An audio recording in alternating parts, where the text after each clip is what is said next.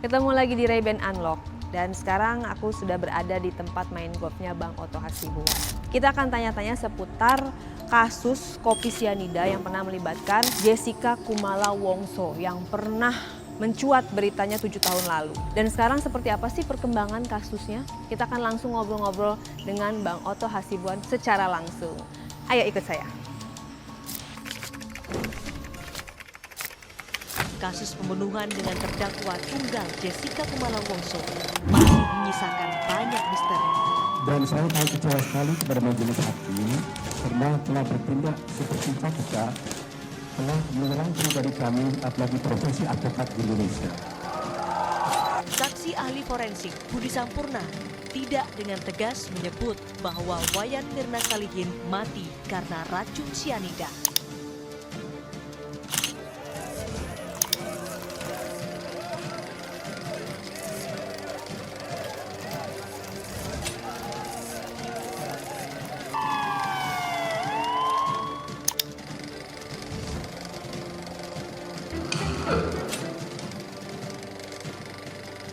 Kalau dia tidak bersalah, silakan bebaskan dia.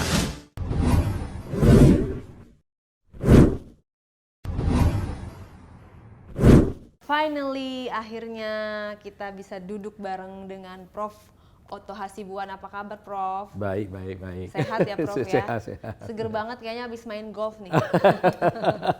Biasa harus olahraga supaya sehat ya. Iya, seger di usianya. Kita mau ngobrol-ngobrol nih, Prof. 7 tahun berlalu kasusnya kopi sianida yang melibatkan Jessica Kumala Wongso kembali mencuat karena ada trigger film dokumenter Netflix. Akhirnya netizen kembali ramai. Tetapi belakangan ini malah dukungan itu terus-menerus ada dari netizen. Save for Jessica, 1000% Jessica tidak bersalah, seperti itu. Nah, kalau langsung dari Prof sendiri nih, Ray-Ban Unlock pengen dengar sebenarnya kasusnya sendiri seperti apa sih, Prof?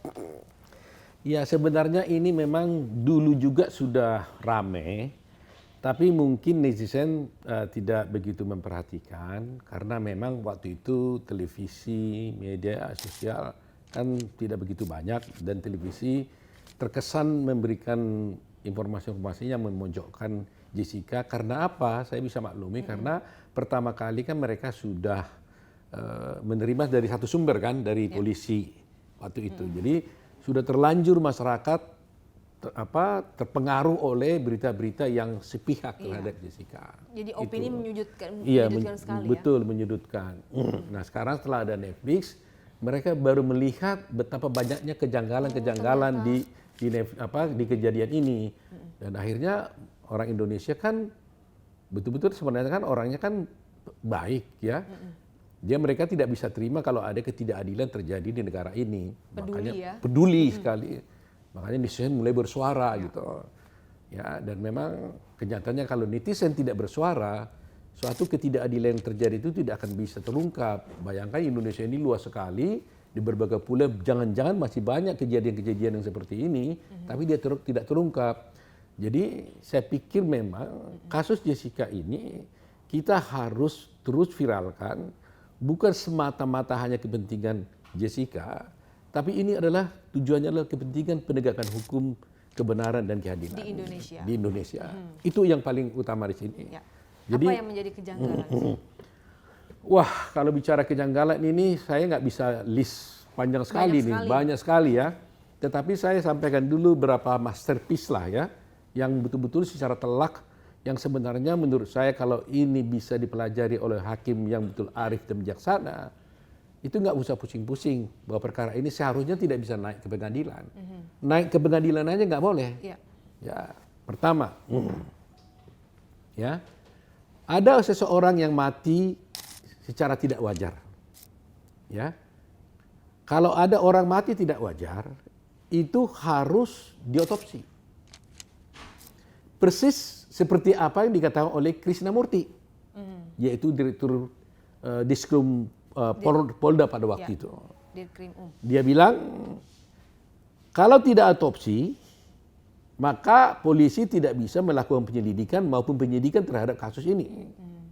Itu kata-kata Krisnamurti. Tapi kenapa masih dilakukan padahal tidak autopsi? Nah, justru itu menjadi persoalannya.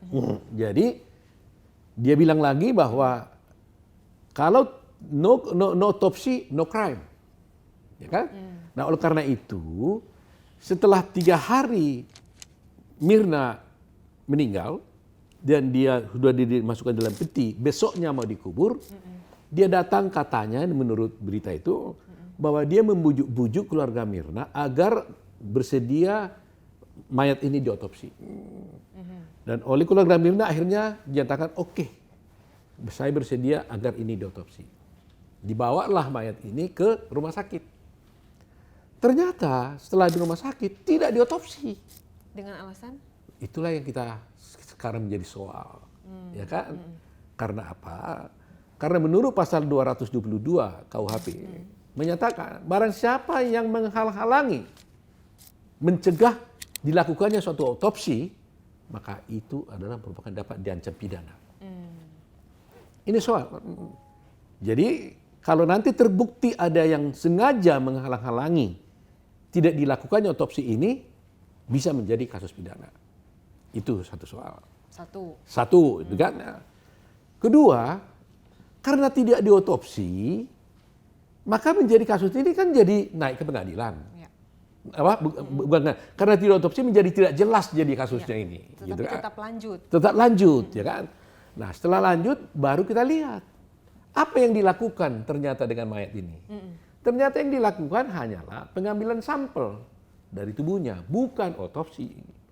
Jadi dibelah di bawah rongga dada, diambil sampel di dalamnya, antara lain hati, empedu, urin dan sebagainya, ya kan? Nah, tetapi ada satu fakta yang merupakan masterpiece dari kasus ini, ya kan? Terlepas diotopsi atau tidak diotopsi pun, ternyata bahwa 70 menit setelah Mirna meninggal, dituduh dia meminum kopi yang katanya ada racun. Ternyata di dalam lambungnya diperiksa 70 menit setelah itu oleh Lab Krim Polri mengatakan tidak ada sianida.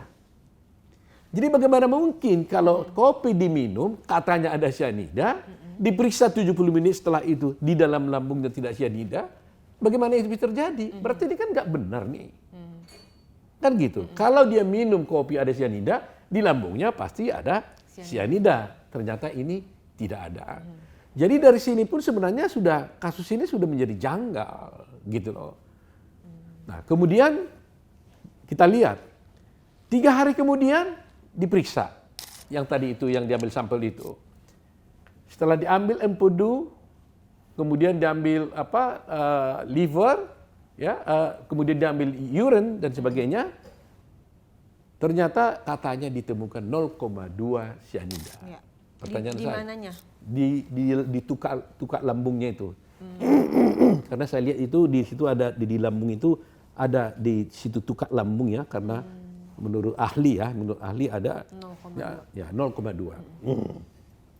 Oke. Nah, pertanyaan saya, mungkin nggak dari tiada menjadi ada? Tadinya tidak ada sianida, 3 hari kemudian jadi ada. Bagaimana ceritanya nih? Ini dongeng atau apa? Nah, akhirnya orang berteori-teori lah tentang kemudian dari mana datangnya. Tapi yang pasti 70 menit sebelumnya tidak ada sianida. Inilah menjadi kejanggalan misteri dari kasus ini. Misteri. Ya. Kenapa saya bilang misteri? Orang nggak ada kok 70 menit sebelumnya. Tiba-tiba jadi ada. Ya. Ini misteri. Tapi pengadilan tidak memperdulikan ini. Itu kejanggalan yang kedua. Ya. Ya. Ketiga, terlepas katakanlah tidak diotopsi, kita terima kasus ini berjalan. Kalau ada sianida masuk, oleh ahli mengatakan harus ada di dalam livernya. Ya kan? Tadi kan harus ada di lambung. Harus ada di dalam livernya kan? Karena di situ ada di dalam hati maksudnya. Di dalam hati dalam berbentuk tiosanat. Ternyata diperiksa oleh Lab Krim Polri itu tidak ada. Di urin juga tidak ada. Kan gampang sekali. Kalau orang minum narkotika, ya, apa yang diperiksa? Urin, ya pasti ada. Ternyata di dalam urin itu tidak ada. Jadi udah pasti cyanida itu sebenarnya menurut saya itu tidak ada.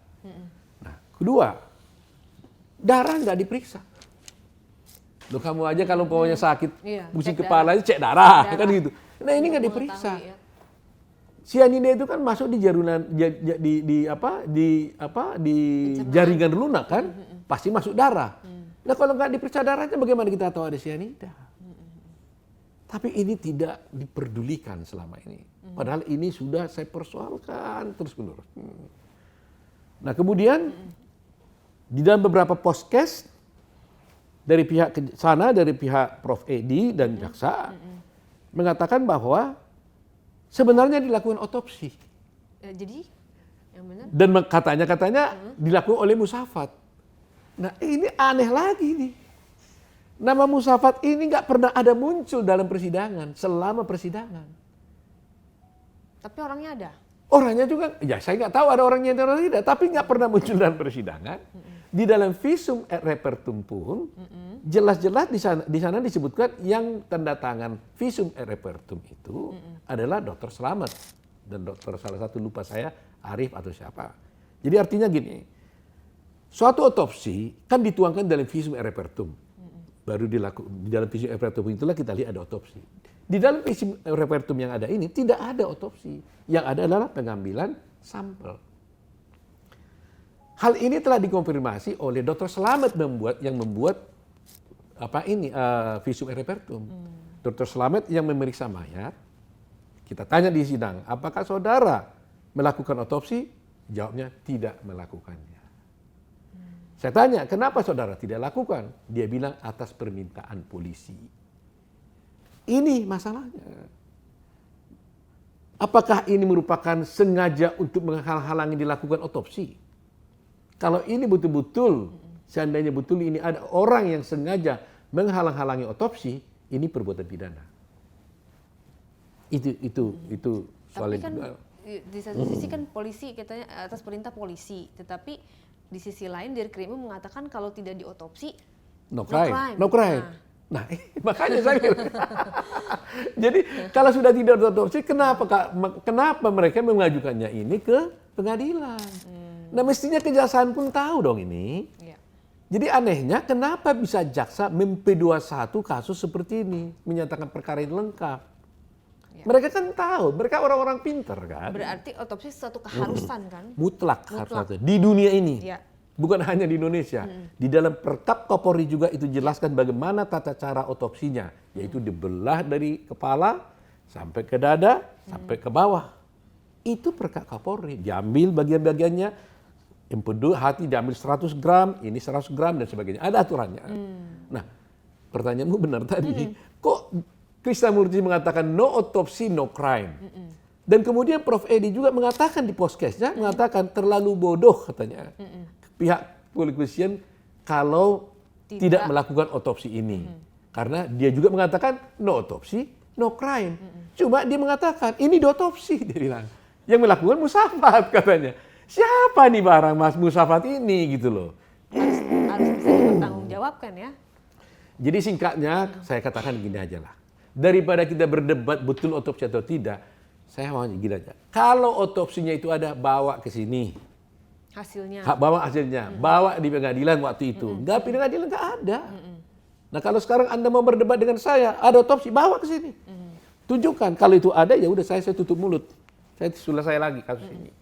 Ini enggak ada. Jadi bagaimana Anda bisa mengatakan ada otopsi padahal barangnya tidak ada? Ini kan dongeng jadinya. Nah inilah menjadi persoalan yang serius di sini. Ya, ini kejanggalannya.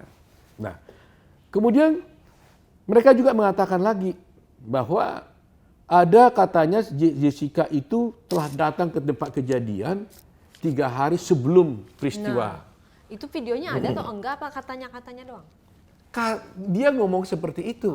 Tapi Padahal videonya fakta tidak itu ada. nggak ada di CCTV juga tidak ada. Harusnya kalau memang dia datang kan ada CCTV. Ya, ada sebelumnya. CCTV-nya dong kan. Nah, Bisa di-publish gitu. ya, padahal pembelaan kami sudah jelas pada waktu itu mengatakan bagaimana mungkin Jessica melakukan perencanaan pembunuhan dengan sengaja, padahal ya di suatu tempat yang dia tidak pernah kunjungi sebelumnya. Dan itu public place. Public place, terbuka. Ya kan? Dia tidak pernah ke sana. Dan yang menentukan tempat itu bukan dia. Dia chatting dengan Hani. Hani, di kita mau minum di mana? Mereka mengatakan minumnya cari aja di public place atau public market dia bilang, atau di Oliver. Nah, karena Jessica orang baru datang dari Sydney, dia lihatlah di ini kan, di internet. Oh, Oliver bagus, di Oliver aja ya, gitu. Jadi jadilah di Oliver. Dari sini saja sudah terlihat tidak ada perencanaan itu. Jadi kalau perencanaan itu ada, tentunya dialah yang mencari tempat. Ini bukan. Yang menomarkan itu adalah berdasarkan Hani. diskusi itu ya. Iya betul. Nah itu yang menjadi kejanggalan. Selain itu? Kedua, ini mengenai tadi sudah soal mayat dulu kita bicara dulu ya, supaya pindah nanti ke soal mayat. Kemudian dipersoalkan lagi ribut-ribut tentang, oh ini cherry red kok. Bahkan Prof. Edi juga mengatakan ada bukti bahwa itu adalah merah cherry red katanya. Saya heran, kenapa ini jadi soal? Jaksa penuntut umum saja di dalam surat dakwaannya menyatakan ditemukan mayat namanya Mirna, bibirnya kebiru-biruan. Biru. Itu adalah dakwaan dari jaksa. Sendiri. Jadi kenapa kita harus jadi soal lagi soal ini biru, merah dan sebagainya? Aneh kan? Jadi sebenarnya ini ya come on, kita jangan ada dusta di antara kita lah, ya kan? Jaksa yang menyatakan seperti itu, kalau itu ternyata cherry red, berarti daun jaksa nggak benar. Iya benar. Iya kan? Iya. Nah, itu mengenai soal mayat, ya kan? Nah, soal dokter yang memeriksa, ya kan? Seharusnya dokter yang ada di PI, di tempat yang Oliver itu, kan dia pertama menangani. Lupa saya namanya itu, Dokter Johannes atau Dia siapa. yang datang ke Oliver. Setelah kejadian dipanggillah dokter di sana, dokter setempat. Diperiksa, menurut berita yang kita lihat itu katanya bahwa ternyata itu nadinya masih normal dan sebagainya. Ini nggak pernah dihadirkan ke persidangan. Termasuk Dokter Jaja. Dokter Jaja adalah orang yang pertama kali melakukan formalin kepada mayat ini. Seharusnya harus ada kejujuran dong.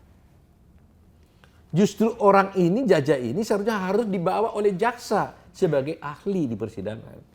Karena dia adalah bisa jadi saksi fakta, bisa jadi saksi ahli.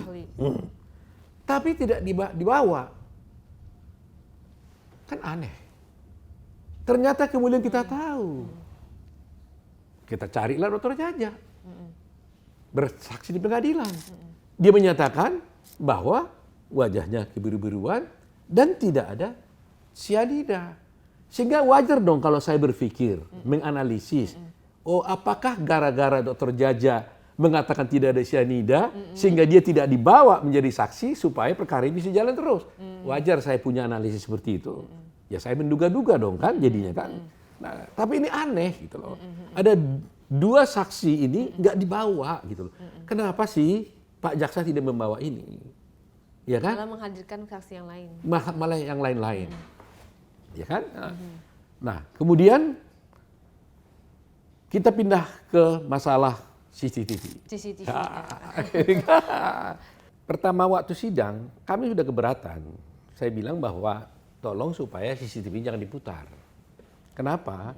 Harus dijelaskan dulu dari mana asal-usul CCTV ini. Ternyata nggak pernah dijelaskan. Karena tidak ada berita acara pengambilan barang bukti tentang CCTV. Kalau ada CCTV, tunjukkan harus ada ditransfer kan? Iya, ada barang ini ya. Dari DVR, ya dari VDR-nya itu ditransfer ke flash disk, dibuat berita acara. Itu aturan di Perkap Kapolri begitu. Baru itu bisa ditampilkan. Iya. Nah ini ujuk-ujuk muncul. Pas ditayangkan kayak berupa flash disk gitu. Flash disk aja nggak ada berita acaranya. Ya kan? Kemudian kita tanya, tolong mana DVR-nya? Dibawa di persidangan. Kita tanya, buka dulu DVR-nya. Isinya kosong. Jadi dari mana barang ini? Jadi akhirnya muncullah di tayangan CCTV gambar-gambar yang tentunya yang sudah nggak utuh. Tidak utuh, itu jadi potongan-potongan. Potongan-potongan. Dan itu makanya di dalam persidangan juga jaksanya mengakui, digabung-gabung dia bilang. Ada kata-kata itu. Oh. Ada kata-kata itu terucap dari seorang jaksa. Gabung-gabung gitu ya. Ya kan? Nah, kalau tidak keliru begitu ya Bos Sam ya. Ya. Ada gabung-gabung waktu dia bertanya gitu ya. Nah, gitu. Nah, kemudian saya bertanya-tanya terus terangnya. Ini belum pernah terungkap dalam podcast manapun. Sampai sekarang tidak pernah diperiksa, diajukan di persidangan pemilik dari Oliver. Ya, tidak pernah muncul juga ya tahun 2016. Aneh kan? Di Bali kemarin ada satu kasus lift yang rusak, meninggal orang, yang diperiksa pemiliknya, hotelnya dulu, ownernya dulu. Udah pasti. Ya. Nah, ownernya ini nggak pernah diperiksa. Owner Oliver, ada apa? Padahal dialah yang bisa menjelaskan tentang CCTV ini. Iya. Karena nggak mungkin CCTV bisa diambil tanpa izin daripada si owner. Itu hal yang terus terang sangat mengganggu pikiran saya. Tetapi pihak pengacara pernah tidak, kuasa hukum pernah tidak mencari ownernya? Loh, atau nggak mungkin kan, bukan tugas kita itu kan. Ini kan tugas jaksa, tugas polisi. Kan dia ingin membuktikan suatu kebenaran di dalam persidangan. Ingat ya, polisi di sini dan jaksa bukan bertugas mencari kesalahannya Jessica. Tapi dia bertugas untuk menegakkan kebenaran dan keadilan. Jadi kalau ada bukti-bukti, 10 bukti umpamanya, diajukan dalam persidangan, ada bukti seharusnya yang harus diajukan. Kalau di antara 10 bukti itu ada satu yang mungkin bisa meringankan Jessica, dia tidak boleh sembunyikan itu. Ya. Semua harus terungkap di persidangan. Nah, termasuk 10-10-nya, termasuk ownernya Oliver. Harus dibawa. tidak pernah sama Termasuk sekali. Jaja tadi yang saya bilang Ya. itu. Termasuk dokter yang di PI tadi itu. Termasuk yang katanya ya membuang celana. Nanti kita cerita lagi soal celana kan. Asisten rumah tangga. Asisten rumah tangga. Kan selama ini kan akhirnya ceritanya kan soal celana dibuang, bahkan hakim mempertimbangkan celana dibuang dan sebagainya kan. Padahal cerita itu nggak ada dalam persidangan. Nggak ada. Kenapa saya bilang tidak ada? Karena tidak dihadirkan di dalam persidangan. Jadi asistennya juga tidak ada di sidang ya? Kami meminta, tolong hadirkan. Kan sebenarnya kan buat saya itu resiko sebagai pembela kan, karena itu bisa memberatkan Jessica. Tapi karena saya bertujuan menegakkan kebenaran, ya kalau memang itu betul-betul dibuang, Jessica gak jadi bersalah, ya apa boleh buang. Saya menegakkan kebenaran, saya bukan mau bohong-bohongan gitu loh. Nah ternyata kami minta tolong hadirkan pembantu rumah tangga yang katanya membuang celana. Nggak dihadirkan. Kenapa? Sampai sekarang pun tidak Sampai ada sekarang kabarnya. nggak tahu di mana. Jadi sehingga soal celana itu tolong supaya netizen tahu. Nggak ada cerita itu di dalam persidangan. Berita acaranya memang ada. Ya, tapi nggak dihadirkan. Karena di dalam berita acara pun mengatakan sebaliknya. Bukan Jessica yang menyuruh membuang. Ceritanya adalah setelah dia pulang, kemudian si pembantu dimasukkannya barang ini mungkin ke keranjang kotor, pakaian kotor, pembantu mencuci. Kemudian setelah dicuci dilihatnya robek, dia takut dituduh dia yang bikin robek. Dia tanya ke Jessica, "Non, ini bagaimana? Ada celanamu robek?" Ya udah kalau robek buang saja. Begitu ceritanya. Akhirnya dia letakkan di tempat di ember. Setelah 3 hari kemudian, 3 hari letak di situ. Setelah 3 hari dia lihat karena katanya bau seperti asin. Itu cerita berita acara ya, bukan keterangan di persidangan. Maka akhirnya dia buanglah ke tong sampah. Pertanyaan saya, di situ kan polisi kan sudah datang, menggeledah rumahnya dia. Segala barang kecil pun dia dapat. Kenapa celana ini nggak dapat? Wajar dong saya menduga-duga kenapa. Ya kan? Nah kembali kepada CCTV, ya pemilik Oliver tidak diperiksa, itu sudah menjadi tanda tanya buat saya. Dan ini menjadi gelap persoalannya kan. Nah, kedua, CCTV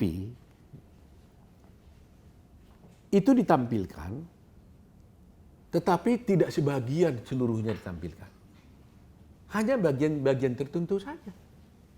Karena kita minta kalau boleh semua dong dari awal dari jam ke jam. Ini enggak jam-jam Walaupun panjang nggak apa-apa ya, apa kita dong. tonton sama-sama The whole gitu ya. story kan, satu hari itu kan. Iya. Tapi ternyata hanya bagian spot-spot tertentu saja. Yang lain kenapa?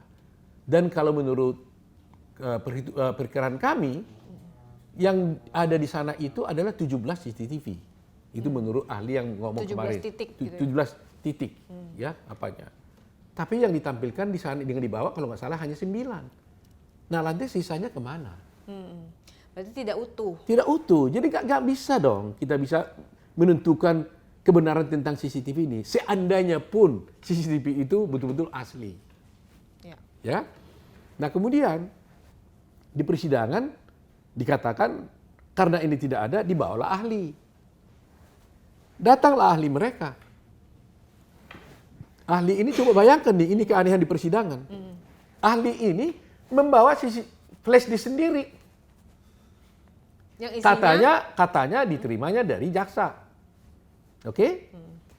Setelah dia tampilkan di CCTV, kemudian kita minta supaya ditinggalkan dong sebagai barang bukti. Dibawa pulang sama dia. CCTV dibawa pulang. Loh, kalau dibawa pulang terus apa yang mau kita ceritakan? Jadi pengadilan tinggi baca apa? CCTV kan sudah selesai, ditutup, mati, sudah hilang. CCTV nggak ada. Tapi masuk dalam pertimbangan hakim. Ini kan aneh. Itu sebabnya waktu ditantang dengan si saksi yang kita bawa, ahli yang kita bawa itu Rimson Sianipar, dia bilang, kenapa kau nggak mau cek konfrontasi dengan dia? Ya barangnya dibawa pulang bagaimana? Kalau itu diganti-ganti gimana? Menurut dia begitu, kira-kira begitulah. Nah ini aneh, kok bisa dibawa pulang gitu. Ini bagaimana peradilan kita seperti ini, ya kan? Nah, kemudian ahli kita menganalisis lah dari apa yang ada. Kita mintalah itu dari Kompas ya, Kompas, kita ambil juga dari E-News kalau nggak salah, dan sebagian oleh ahli diambil dari YouTube sebagai pembandingnya dia.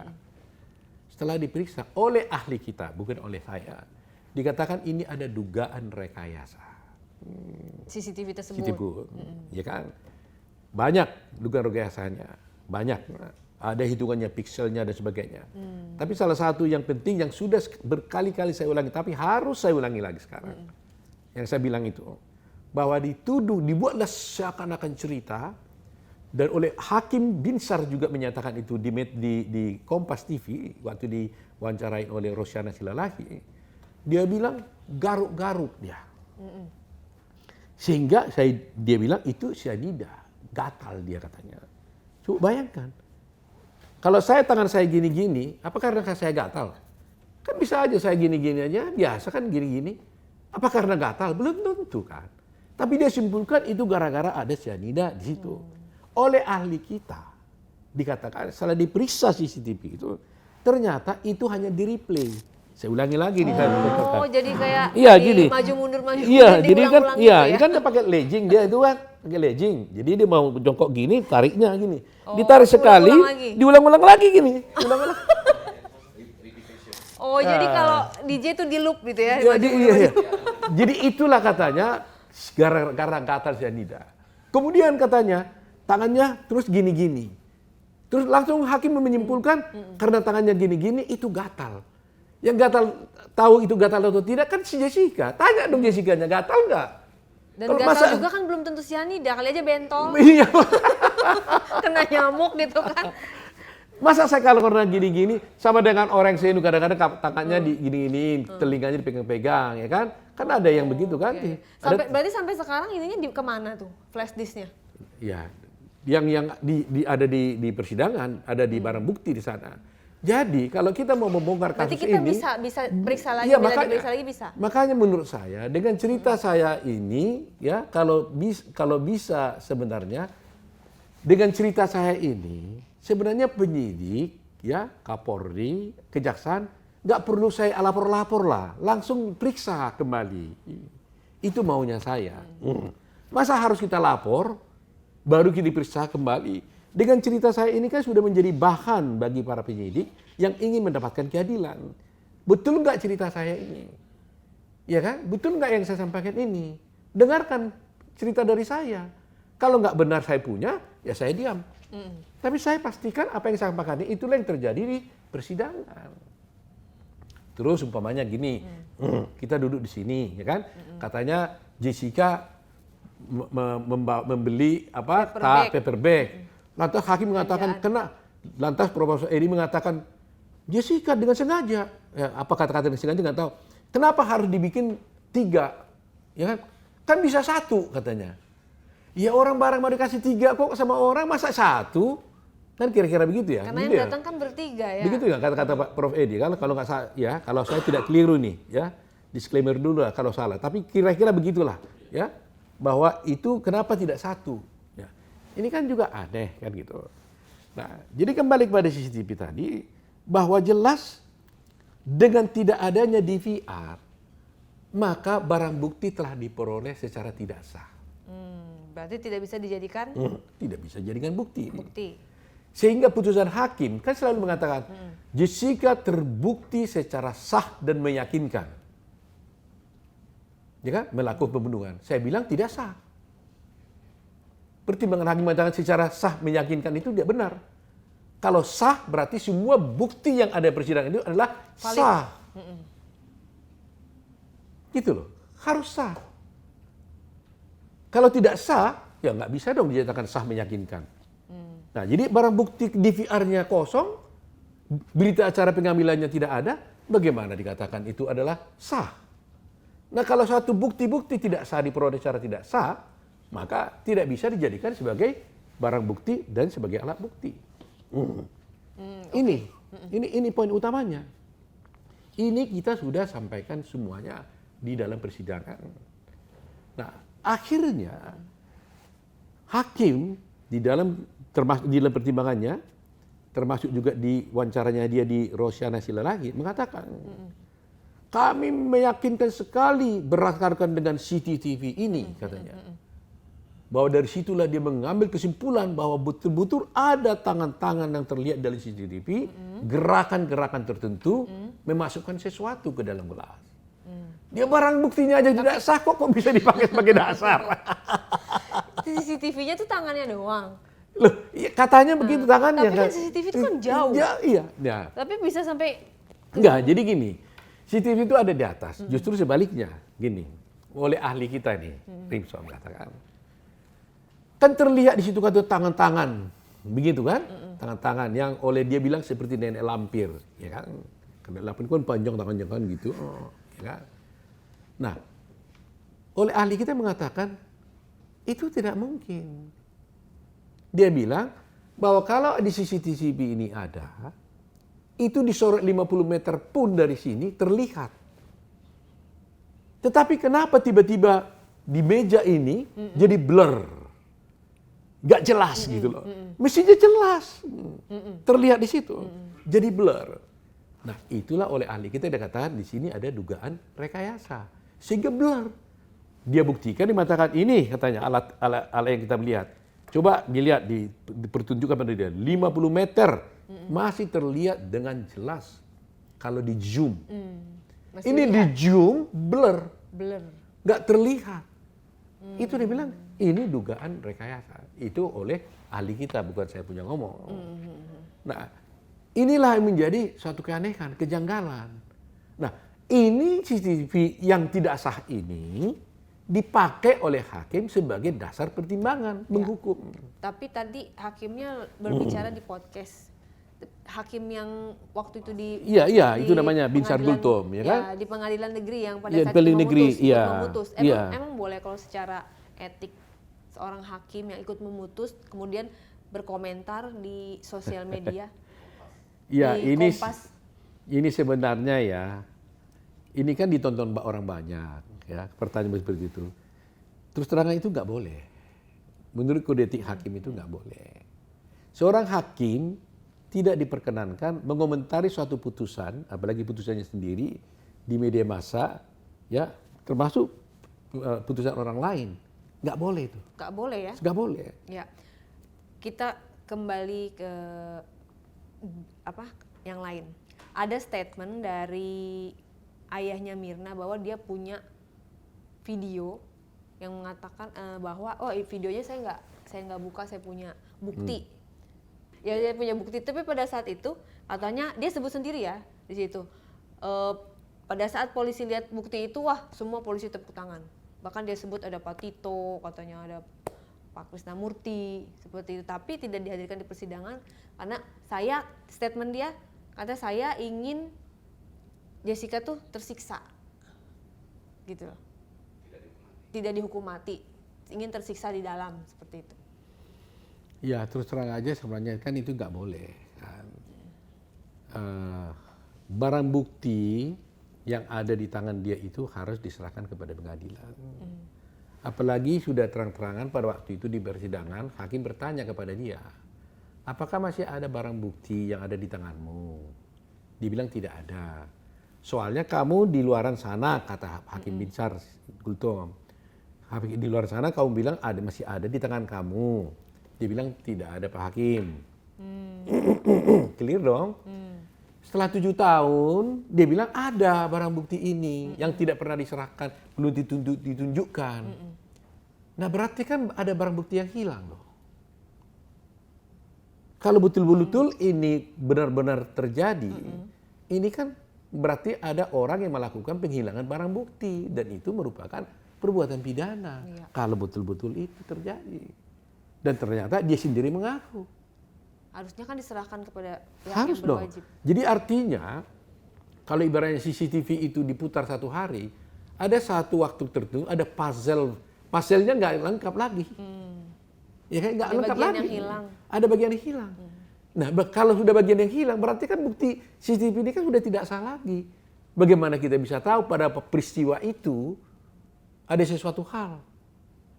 Katakannya kalau terbukti di CCTV itu umpamanya ada orang lain yang betul-betul memasukkan cyanida ke situ bukan Jessica, ya berarti kan jadi hilang barang buktinya. Kan ini persoalannya. Sehingga wajar dong orang menduga-duga. Jangan-jangan bukan hanya itu aja yang disembunyikan, ada yang lain. Kan bisa berpikir begitu dong orang kan. Kalau bisa kau pegang barang bukti satu, jangan-jangan ada yang lain. Orang ditanya di pengadilan kok ada nggak? Dibilang tidak. Ternyata 7 tahun kemudian dibilang ada dan ditunjukkan diputar di TV One dalam dialognya dengan Karni Elias. Nah dari segi hukum menurut saya ini adalah merupakan suatu perbuatan menghilangkan barang bukti ya, secara hukum ya karena dia mengakui itu dia simpan dari situ. Nah itulah kejanggalan ini. Jadi ya menurut saya ya sangat aneh sekali lah kasus ini. Saya sampai nggak bisa ngomong apa-apa lah. Jadi banyak sekali ya kalau menurut Prof itu kejanggalan bukan cuma 1 atau 2 tapi banyak sekali. Waduh banyak sekali. Nah, banyak sekali. Terus sekarang langkahnya gimana nih Prof? Langkah kita terus terang aja kami tetap masih menunggu upaya inisiatif dari pihak kejaksaan atau dari pihak Mahkamah Agung atau dari pihak kepolisian yang berinisiatif untuk memeriksa kembali kasus ini. Paling tidak memanggillah orang-orang yang terlibat di dalam itu. Tapi kalau inisiatif itu tidak ada? Ya apa boleh buat? Terpaksa kami sebagai kuasa hukum Jessica mungkin melakukan upaya hukum.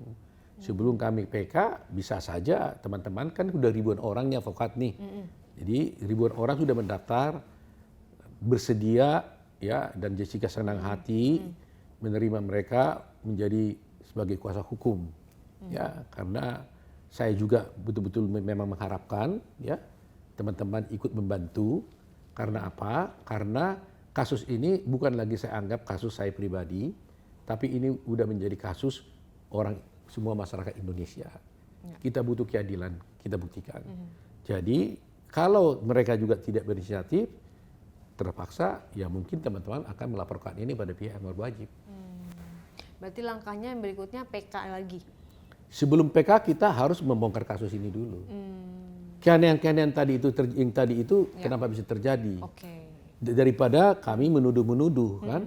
Mendingan kami sampaikan kepada polisi, ini loh faktanya, tolong diperiksa apakah seperti itu, ya kan? Kenapa bisa ahli kita mengatakan ini rekayasa? Betulkah ahli kita ini? Ya kalau nggak betul, ya selesai. Tapi kalau betul, periksa. Periksa dong, kenapa CCTV-nya ini kosong? Terus kenapa Oliver tidak dipanggil? Ya kan? Dari mana dapat flash disk-nya ini? Ya kan? Kan harus ditanya. Termasuk tadi itu, apakah ada orang yang sengaja menghalang-halangi melakukan otopsi? Ya kan? Karena menghalang otopsi, saya bilang kan itu perbuatan pidana. Ya kan? Jadi semua rangkaian ini, ya upaya hukum harus kami lakukan demi keadilan dan kebenaran. Tadi saya katakan, saya berharap dengan podcast ini sebenarnya langsung itu inisiatif datang dari pimpinan-pimpinan gitu loh. Karena melihat informasi seperti itu, ya bila perlu saya diundang. Pak Oto, jelaskan dulu, benar nggak engkau ngomong gitu loh. Baru saya ceritain. Itu enak saya penegak hukum. Saya kan juga penegak hukum. Ya. Saya advokat. Ya kan? Tugas saya katakan bukan hanya untuk memenangkan perkara. Ingat ini, saya tidak berhadapan-hadapan dengan keluarganya Mirna. Ya, saya tidak berhadapan. Saya hanya mencari kebenaran dan keadilan di dalam kasus ini. Kalau kebenaran ini tidak terungkap, bayangkan bagaimana ini kalau terjadi kepada anak-anak kita, saudara-saudara kita di Republik ini. Terima enggak? Jadi dulu sering sekali kita menyatakan, saya juga mengajarkan kepada mahasiswa saya. Ingat saya bilang, ada pameo mengatakan lebih baik membebaskan 1000 orang yang bersalah ketimbang menghukum 1 orang yang bersalah. Itu dulu saya bisa resapi hanya dikit. Hari ini sepenuhnya saya bisa rasakan kenapa pameo itu ada. Kenapa pameo hukum itu ada. Lebih bagus membebaskan 1000, lebih baik, ya bukan lebih baik membebaskan 1000 orang bersalah ketimbang menghukum 1 orang bersalah. Sekarang yang tidak bersalah, hari ini saya bisa rasakan. Coba bayangkan kalau saya berkunjung ke penjara. Selalu Jessica bilang, kenapa Om nasib saya ini? Sampai dia bilang, Om percaya nggak saya bersalah? Atau dia bilang, saya nggak percaya. Dan kalau gitu kenapa saya harus ada di sini? Salah saya apa? Kok saya harus meringkuk di penjara 7 tahun? Lantas orang bilang, pihak-pihak tertentu bilang, sudah ingkrah kasus ini, nggak usah diributkan lagi, udah selesai. Ya kan? Kalau mau perkara, ya PK aja. Silakan bawa bukti. Aduh, apa begitu? Ya kan? Saya paham itu sudah ingkrah, tapi ingat, Senkon dan Karta juga kasusnya sudah ingkrah. Dia di penjara.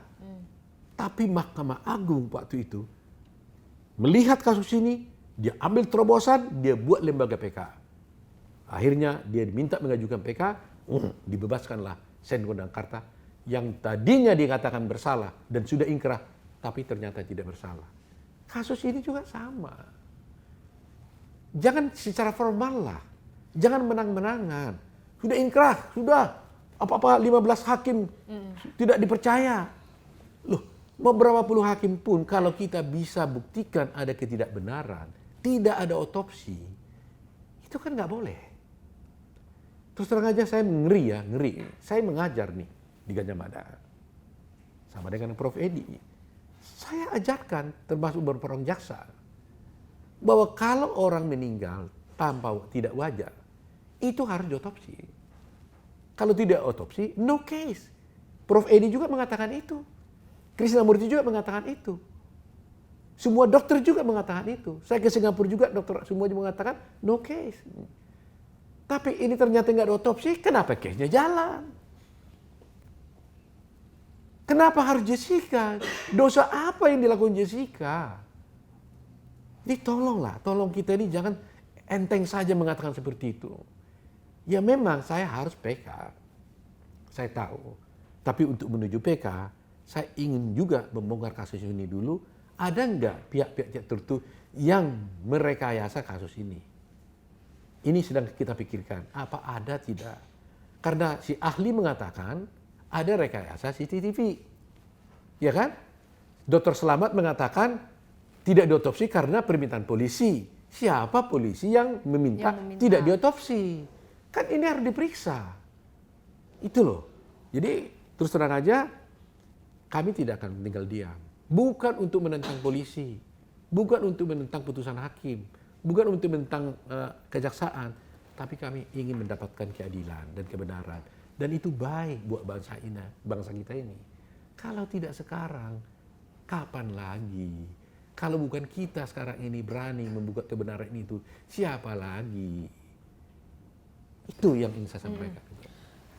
Sepanjang Prof membela Jessica dari tahun 2016, pernah tidak ditelepon seseorang atau didatangi seseorang oknum, udah tidak perlu lagi menangani kasus ini, nanti bla bla bla bla bla, karena pada saat saya melakukan podcast bersama Mas Reza Indragiri yang beliau ada di luar kasus aja ditelepon sama orang yang katanya di situ punya kedudukan di satu lembaga negara, gitu kan.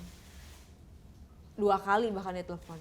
Apalagi Prof sendiri kan ada di dalam kasusnya itu, benar-benar memperjuangkan sampai sekarang. Pernah? Saya pernah ditelepon, tapi bukan untuk menakut-nakuti, tapi justru untuk mengatakan jangan stop. Oh ya? Jangan stop. Banyak orang telepon saya, jangan stop, lanjut terus. Teman-teman hakim juga ada yang mengatakan begini saya, teman-teman hakim ya mengatakan jangan berhenti. Begitu. Karena ini nggak boleh kita berhentikan. Justru kalau saya agak diam, mereka marah. Pak Otto kenapa jadi lemah gitu? Menyemangati berarti ya? Menyemangati. Nah seperti ini aja saya lihat nih. Karena 2 minggu ini kita belum ada aksi, mereka udah ribut. Kapan Pak Otto nih? Kapan lapor? Kapan lapor? Wah, gemes mereka semua ini. Saya bilang tunggu, kami kan melaporkan kan harus mempersiapkan semua bukti-bukti. Bahan-bahan, berkas-berkas. Bahan-bahan, ya kan? Supaya bisa jelas, ya kan? Mudah-mudahan Karni Elias juga nanti bersedia menjadi saksi. Ya kan? Karena dia yang mewawancarai bapaknya Mirna. Jadi kan semua kan harus kita persiapkan semua bukti-bukti ini. Supaya jangan sampai nanti gagal lagi, ya kan? Nah, kalau sudah kita laporkan ternyata bisa terbukti ada rekayasa, ada yang menghalang-halangi otopsi. Nah, ini baru kita lanjut dengan PK-nya. Terlepas PK atau tidak, ini juga tetap harus diselesaikan, jalankan, ya kan? Bukan hanya untuk PK doang. Ini jalankan, ini nggak boleh. Rencananya? Segeralah. Ya, tunggu tanggal mainnya. Oke, semuanya membicarakan karena trigger dari film dokumenter Netflix. Tapi pada saat sudah ingkrah, kan keputusan dari PN, kemudian banding, kasasi, terus PK. Nah, itu pun masih menguatkan putusan sebelumnya. Setelah itu kan itu belum mencuat lagi tuh berita ya. Agak meredup setelah itu. Nah, pada saat itu apa yang dilakukan Prof? Terus terang aja kita nggak pernah diam. Kita tetap melakukan penelusuran. Bahkan dulu sebenarnya kita sudah berpikir untuk bisa melaporkan kasus ini dari dulu. Tapi saya kan melihat betapa besarnya tembok ini. Ya. Tinggi dan keras. Besar sekali tembok yang saya hadapi. Jadi timingnya nggak tepat. Kalaupun saya laporkan itu dulu, waduh, pasti juga mungkin menurut saya tidak akan berpengaruh sepertinya. Ya susah, saya masih susah menghadapinya. Sekarang aja juga temboknya masih besar, saya lihat. Tapi dengan harapan, ya apakah saya ini terlalu mimpi atau tidak, harapan netizen berjuang terus menyuarakan ini, ya siapa tahu terketuk hati yang pihak-pihak berkepentingan untuk mau membuka kasus ini. Saya harus punya keyakinan. Ya, saya harus punya keyakinan. Kebenaran suatu saat harus terungkap. Ya, saya tidak mau menjadi Indonesia ini adalah satu negara pertama yang menghukum orang yang tidak bersalah. Saya nggak mau itu. Karena ini Netflix ini ditonton seluruh dunia. Dan saya dengar kabar ternyata bukan hanya trending di Indonesia aja di Netflix ini. Di negara lain juga ini menjadi trending. Jadi perbincangan. Dan perbincangan. Karena saya juga pernah kemarin ke Singapura. Sampai mereka bilang, wah Otto, saya lihat kamu di Netflix nih. Apa yang terjadi nih sebenarnya? Nah berarti mereka kan menonton. Ya. Nah kalau sampai ini terus kita biarkan jadi dark number, ya maka menjadi rusaklah sistem hukum negara kita. Investor pun mana berani datang ke Indonesia kalau seperti ini terjadi. Jadi ini menurut saya harus kita selesaikan. Tetapi saya sebagai seorang akademisi juga, saya terus terang aja, susah saya mengajar kepada mahasiswa saya. Saya kalau nanti mahasiswa saya tanya, Prof. Otto bilang bahwa kalau orang mati tidak wajar harus diotopsi, kalau tidak diotopsi no case. Ternyata Mahkamah Agung membiarkan ini. Bagaimana saya mau jawab? Nah, saya ingin tegas, kalau Mahkamah Agung ingin menyatakan bahwa no autopsi bisa ada case, katakan aja di pertimbangannya supaya jelas. Tapi hakim tidak mau menyinggung ini di dalam putusannya. Semua ahli kita itu dikesampingkan, nggak dibicarakan sama sekali. Jadi saya mau fair-fairan aja. Kalau memang kamu mengatakan, ya tanpa otopsi pun boleh kasus berjalan, ya apa boleh buat. Kalau itu menjadi putusan Mahkamah Agung, saya hormati. Tapi itu putusan Mahkamah Agung. Tapi berhubung di dalam putusan itu tidak dipertimbangkan tentang otopsi ini, ya susah. Hakim Binsar hanya mengatakan kalau saya tidak keliru, meskipun tidak ada otopsi, tapi karena katanya kan, karena Jessica lah yang paling lama ya menguasai kopi itu, maka dialah yang melakukan perbuatan itu. Karena pada waktu itu kan ada 3 kan, jadi dia dalam penyidikan polisi sendiri dalam resumenya membuat ada 3 kemungkinan pelaku katanya, ya kan? 1 Rangga, kedua Jessica, ketiga saya lupa satu lagi ada nama lain. Nah, jadi dari 3 ini mereka bilang ini nggak mungkin, tapi karena Jessica mungkin. Berarti kan teori kemungkinan jadinya, bukan pembuktian. Asumsi, ya kan? Asumsi. Kan sebenarnya ini kan harus dibuktikan. Nah, belum lagi soal gelas. Semua bercerita tentang ada sianida di gelas. Ya kan? Makanya selalu saya katakan, kalau ada sianida di gelas ini, ada kopi, ada sianida, ya kan? Tapi kalau tidak ada di tubuh, apa urusannya? Ya kan? Iya. Kalau ada di gelas ini diminum oleh Mirna, kan harus ada di dalam tubuhnya. Iya. Jadi ya kita mau otopsi gelas atau otopsi mayat kan? Kok kita sibuk dengan kopi sianida yang dalam gelas, ya kan? Iya. Bahkan dalam pembuktian yang sudah saya sering jelaskan dalam podcast saya, bahwa wadah dari barang yang ini pun sudah berganti-ganti. Jadi berarti sebenarnya kan ini sudah tidak sah. Sehingga kalau wadahnya berganti-ganti, kan orang bisa berpikir, jangan-jangan dimasukkan di luar setelah Mirna meninggal. Orang kan bisa berpikir begitu. Ya saya tidak menuduh, tapi kan bisa berpikir begitu kan. Karena di dalam tubuhnya tidak ada sianida. Itu menjadi inti kasus ini. Jadi saya pikir ya mudah-mudahan lah para penegak hukum kita, saya masih berharap mereka mau follow up kasus ini. Dan kalau suatu saat nanti kan mengajukan PK, tolonglah dipertimbangkan dengan baik. Ya. Kalau mau tetap juga ditolak, berikanlah penjelasan tentang otopsi ini. Berikanlah penjelasan tentang CCTV ini. Jelaskan alasan Anda menolak itu apa. Jangan hanya begitu saja. Bisa dia bilang bahwa tanpa otopsi boleh. Katakan aja. CCTV palsu boleh juga. Katakan aja gitu kan. Jelas ya, kalau sudah begitu saya juga angkat tangan. Selesai. Gitu loh. Tapi kalau untuk mengajukan PK kan katanya harus ada novum baru. Ya, justru itulah sekarang kita sedang mencari novum itu. Dan mudah-mudahan ini kita sudah dapatkan kan. Ya, kita tunggulah nanti pada waktunya. Terakhir Prof membesuk Jessica, apa kabar Jessica? Jessica baik-baik saja ya. Dan walaupun setiap saya ketemu kalau bicara Jessica ini sedih banget memang. Karena dia polos banget sih ya. Dia selalu tanya, Om kapan saya pulang?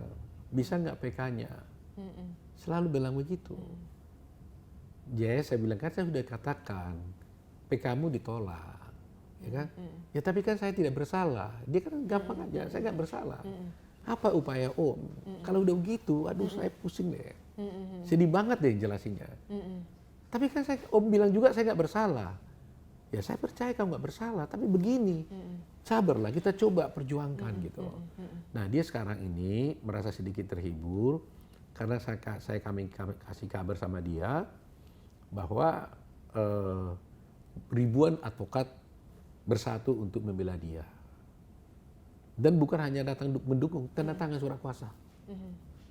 Nah, jadi ini merupakan dukungan moral buat dia. Jadi walaupun jadi beban buat saya. Iya.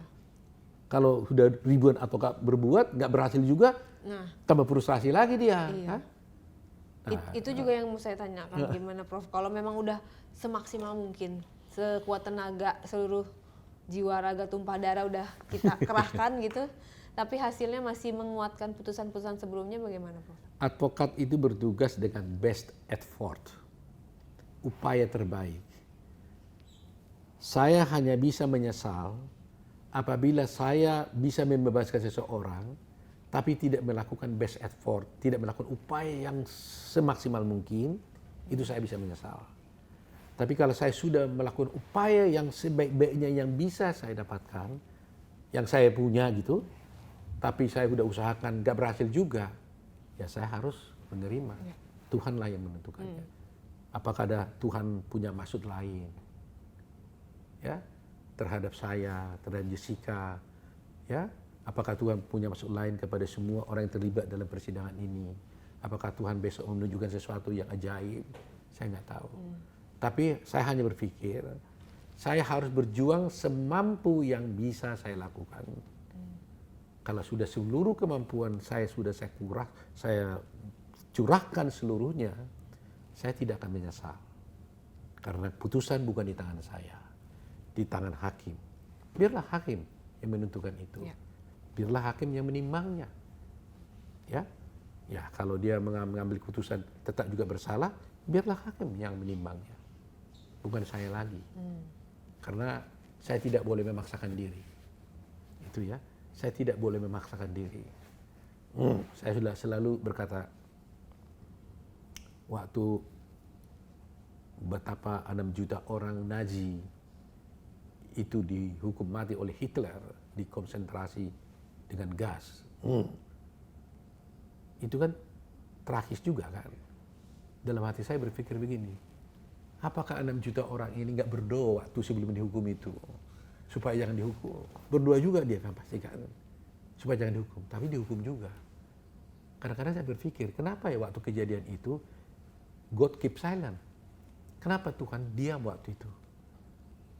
Apa maksudnya? Jadi saya berharap janganlah seperti itu Tuhan.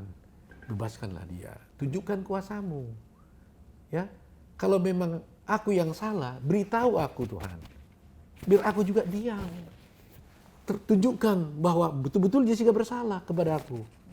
Supaya aku jangan gegabah. Saya nggak mau juga membela orang yang bersalah dengan cara seperti ini. Jadi sampai sekarang saya masih merasa bahwa dari segala ilmu yang saya peroleh dari Tuhan, dari keyakinan saya, dari pembuktian-pembuktian, saya meyakini Jessica tidak bersalah. Makanya saya berjuang. Jadi saya lihat apa yang dikatakan oleh Khalil Gibran. Ya, Khalil Gibran pernah mengatakan kebohongan kecil harus ditutupi oleh kebohongan besar. Kebohongan besar harus ditutupi oleh kebohongan yang lebih besar lagi. Sampai akhirnya kebohongan itu bercerita tentang kebohongan itu sendiri. Dan ini kita lihat. Netflix saya tidak menyangka akan mendapatkan reaksi dari masyarakat. Apakah Tuhan membuat Netflix ini untuk membuka kasus ini? Semoga. Itu doa saya. Tapi kalaupun tidak, ya saya harus terima. Saya harus percaya Tuhan punya maksud tertentu dalam kasus ini. Itu saja.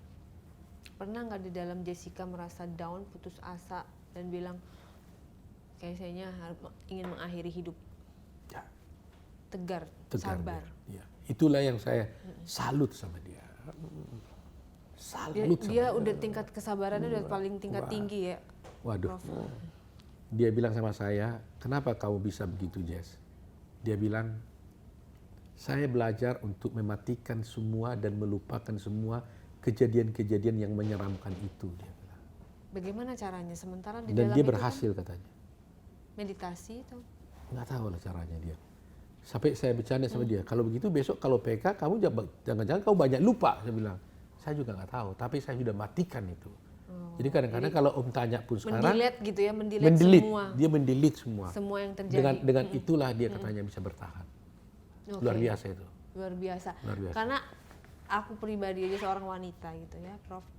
Melihat dia seperti itu, apalagi yang pada saat kemarin kita sudah podcast dengan mantan Kasubdit Pamtah Polda Metro Jaya yang memang melihat kejadiannya langsung bahwa Jessica itu dari awal langsung dimasukkan ke dalam selti sampai dia diterbangkan ke Pondok Bambu masih di selti. Dan seorang Jessica kuat. Bagaimana menurut Prof? Iya, saya hanya berpikir gini kan, polisi Indonesia ini kan pintar loh. Jangan underestimate dong dengan polisi Indonesia. Pintar sekali. Ya, bayangkan kalau teroris ditangkap sama polisi, ngaku itu. Nggak lebih dari 10 hari sudah ngaku semua. Bandar-bandar narkoba yang canggih-canggih itu tuh ngaku. Itu sudah sampai berbulan-bulan. Tapi Jessica di selti sekian bulan, nggak 4 bulan ya? Nggak 4 ngaku. bulan lebih. 7 tahun dia dihukum, nggak ngaku. Bahkan Saya tawarkan Gerasi gerasi, pun nggak mau. Padahal kalau gerasi, saya bilang seandainya Jess, presiden atau pihak yang berkompeten bersedia memberikan gerasi kepada kamu, mau nggak? Dia bilang tidak. Karena sebelumnya dia tanya, apa syaratnya? Suruh ngaku. Ya kalau suruh ngaku saya nggak mau. Orang saya nggak berbuat katanya. Jadi kamu tetap di sini dong. Ya nggak apa-apa lah Om. 20 tahun lah. Tapi kalau disuruh mengakui sesuatu perbuatan yang tidak pernah saya lakukan, saya nggak mau. Coba. Orang pun pikir kalau orang biasa, ya asal saya keluar lah ngaku-ngaku lah. iya benar, udah lelah, udah capek. Yang penting saya udah bisa Tapi menghirup ini udara enggak. bebas. Jadi ini yang saya katakan tolong ini, saya minta tolong nih, lawyer nih minta tolong nih kepada semua petinggi-petinggi, nanti hakim-hakim yang menangani perkara ini, tolong pertimbangkan baik-baik. Tolong pertimbangkan masa-masa nasib seorang anak manusia seperti ini. Tetapi kalau kalian tetap berpendapat juga dia bersalah, saya menyerah. Tapi berjuang, saya tidak mau menyerah. Sampai hakim nanti di dalam PK berikutnya menolak PK saya. Tapi saya berharap PK kami dikabulkan. Amin. Itu aja. Prof pernah berbincang dengan Jessica. Mungkin nanti kalau nanti saya keluar, saya punya rencana ini, mau ini. Ada pernah berbicara? Saya juga menutup pembicaraan seperti itu juga. Biasanya kalau berbicara sama Jessica bilang apa lagi sih? Dia hanya tanya. Terus itu aja bolak-balik. Kenapa saya di sini? Dia aja waktu dia dihukum itu, dia kan nggak nangis waktu dihukumnya di depan itu. Bingung. Bingung.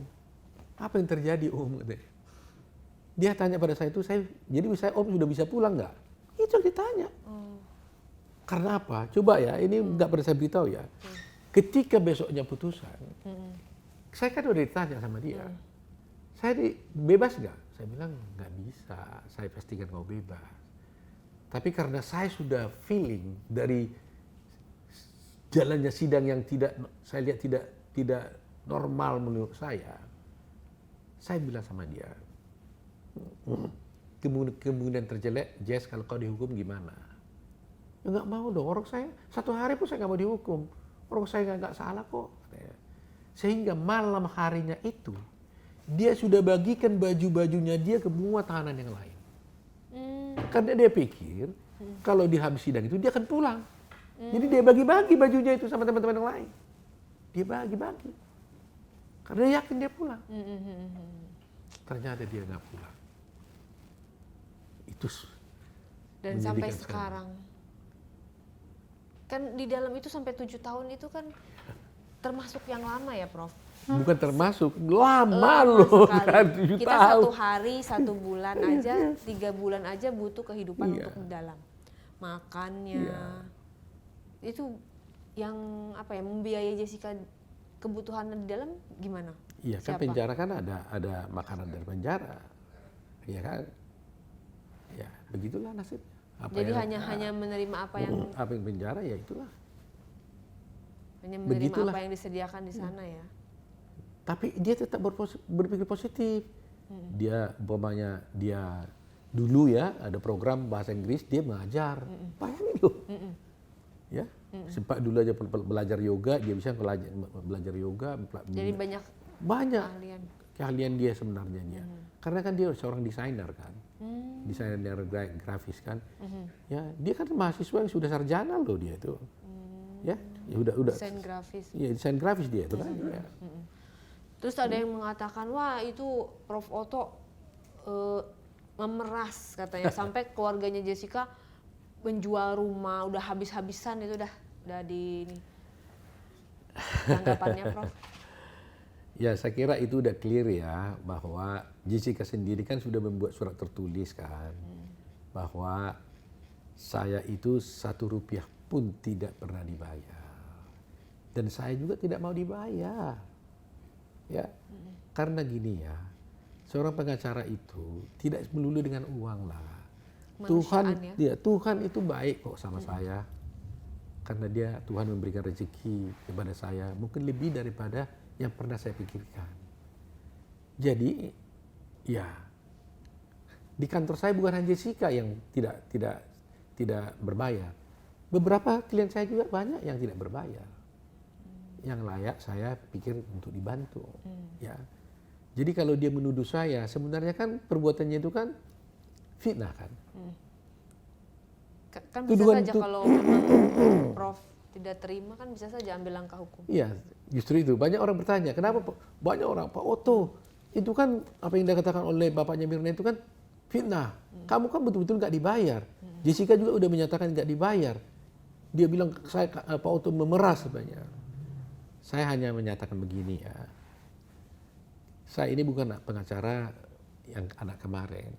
Ya, udah kenyang lah menghadapi seperti ini. Jadi saya sampaikan kepada ayahnya Mirna, saya respect, saya berduka dengan kematiannya Mirna. Jadi saya pikir, kalau dengan menfitnah saya, ayahnya Mirna itu berbahagia dan terhibur dengan kematian anaknya, gak apa-apa. Gak apa-apa. Biarkan fitnah saya terus, gak apa-apa. Kalau dengan itu dia berbahagia, gak apa-apa. Saya puas gitu ya. Gak apa-apa. Gak ada salahnya toh. Saya kan difitnah kan juga tidak karena, kalau orang difitnah kan karena benar. Kalau nggak benar kan nggak mungkin difitnah. Fitnah itu artinya kan orang nggak benar difitnah, kan itu. Itu kan. Nah kalau saya merasa benar ya nggak apa-apa. Saya tidak perlu pujian. Selalu saya katakan saya tidak tinggi karena dipuji. Saya tidak rendah karena dihina. Kamu puji pun saya tetap saya begini, nggak tinggi-tinggi juga. Kamu hina saya juga, jadi saya jadi Biasa-biasa di bawah, saja. biasa-biasa saja. Tidak mempengaruhi ya. Mempengaruhi. Itu prinsip hidup saya. Gitu loh. Jadi nggak ada masalah. Jadi saya tidak tinggi karena dipuji, saya tidak rendah karena dihina. Biarin aja. Tuhan Maha Baik. Udah pencapaiannya udah tinggi sekali berarti Prof. Sudah melewati aktualisasi diri. Apa kabar orang tuanya Jessica terakhir? Terakhir kebetulan dia sakit, dia sekarang di Australia berobat. Ya, tapi mungkin beberapa waktu lagi akan pulang. Dan selama ini dia kan menutup diri ya. Menutup diri itu karena ya dia takut kalau dia di podcast gitu. Itu membuat kalau suatu saat itu dia nangis terus gitu, stres dia.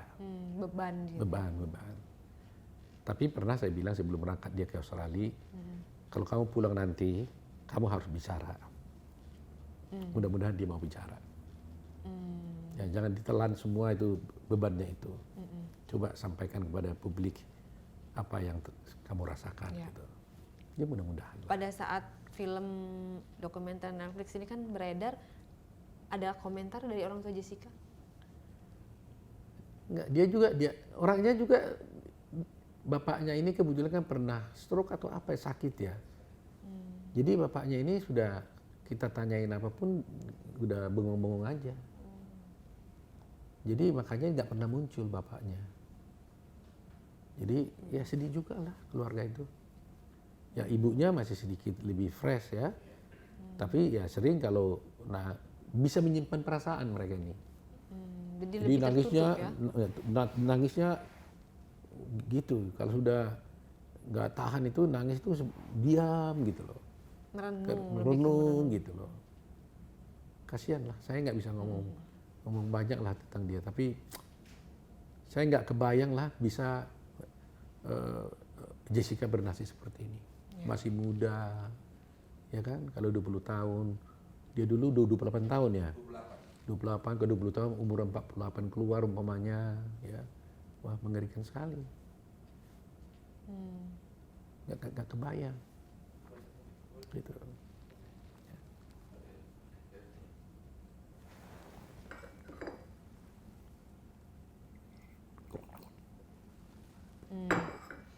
Seandainya nih Prof Oto kita hadirkan di satu podcast, kemudian berbarengan dengan jaksa, berbarengan dengan Prof Edi berdebat, berkenan? Sebenarnya saya dengan siapapun saya nggak ada masalah, siapapun. Tapi tidak bermaksud untuk berdebat, karena nggak baik kalau saya bilang berdebat seakan-akan saya jagoan gitu loh. Duduk bersama, berdiskusi, mencari siapa yang kebenaran gitu loh. Berarti Kalau saya katakan ini benar, ya kamu terima. Kalau yang saya katakan tidak benar, ya tentu saya juga harus terima. Jadi kalau bilang nantang debat itu saya nggak tipe orang seperti itu saya. Tapi mari duduk bersama-sama, anytime saya siap untuk mencari kebenaran, berdiskusi gitu loh. Gitu. Oke, kita nanti coba undang demi keadilan Indonesia. Jadi harapannya untuk keadilan Indonesia, untuk hukum di Indonesia seperti apa, Prof?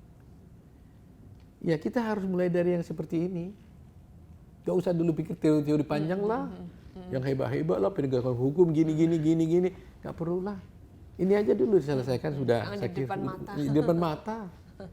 Ya, capek kita berteori kan. Saya capek ngasih kuliah di mahasiswa saya sekarang. Saya capek betul. Karena kalau ditanyain mahasiswa saya, jadi nggak benar yang saya ngomongin ini. Iya, jadi mentah ya. Jadi mentah. Tapi kan Prof udah tahu sendiri dengan beredarnya lagi di netizen, warganet semua mendukung, terus film dokumenter juga sudah disajikan bahkan katanya seluruh dunia, itu pun tembok besar itu masih sulit ya untuk dihadang. Apa strateginya? Karena ini udah ada gerbangnya, cuma strateginya apa untuk mencapai itu? Hanya Tuhan yang bisa buka pintu itu. Kami hanya alat saja. Saya siapa? Ikutan saya siapa? Ribuan advokat juga emangnya bisa apa? Kalau tembok itu tetap menjadi tembok besar. Tapi kalau Tuhan berkenan, tidak ada yang tidak mungkin. Jadi hanya kekuatan doa ya? Nah, doa aja. Saya tutup saya nggak bohong loh. Terus saya berdoa. Setiap pagi, malam saya tuh berdoa untuk kasus Jessica ini. Dan bukan hanya ini aja, sejak 7 tahun yang lalu saya nggak bohong. Benar. Makanya saya bilang, kenapa Tuhan masih diam? Kenapa Tuhan masih belum dengar? Tapi kan salah satu dengan adanya dokumenter Netflix ini Nah, kan makanya saya berpikir, apakah itu trigger. Tuhan? Apakah itu Tuhan? Ya kita lihat nanti Petunjuk gitu kita ya? lihatlah ujungnya. Kita lihat ujungnya. Ya. Kita lihat besok, jangan-jangan terlalu lama. Yang berkomentar-komentar begini ini apa ada masalah enggak? Ya. Ya kita lihat aja. Kita lihat aja. Ya kan? Saya kira Tuhan itu adil kok. Sampai kapanpun saya tahu kata adil. Tapi kapan waktunya tiba? Itu waktunya Tuhan. Ya kan? Yang punya kuasa. Ya, jadi saya nggak berani bilang saya hebat, mau jagoan sendiri, enggak. Kalau bukan Tuhan yang membuka pintu, nggak akan bisa ini. Jadi para netizen, terima kasih sebanyak-banyaknya saya ucapkan para netizen yang baik hati. Berjuanglah bersama kami. Sama-sama mencari, Masih mencari. menemukan Bukan untuk saya keadilan. menang loh, bukan. Jessica bebas pun saya tidak menang. Karena saya tidak pernah pakai istilah menang dalam suatu perkara. Ya, kalau umpamanya ada pihak-pihak lain atau kejaksaan atau apapun yang mengatakan dia mau menang, saya nggak pernah mau istilah menang. Saya menegakkan kebenaran keadilan kok, di mana saya menangnya.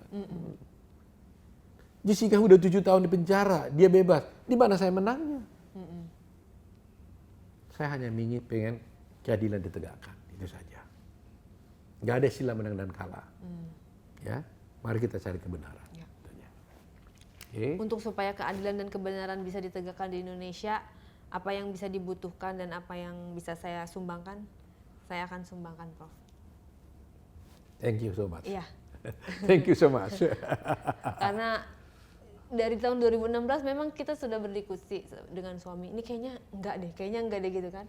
Tapi ya karena kita cuma penonton pada saat itu, ya udah hanya bisa menonton sampai vonis seperti itu.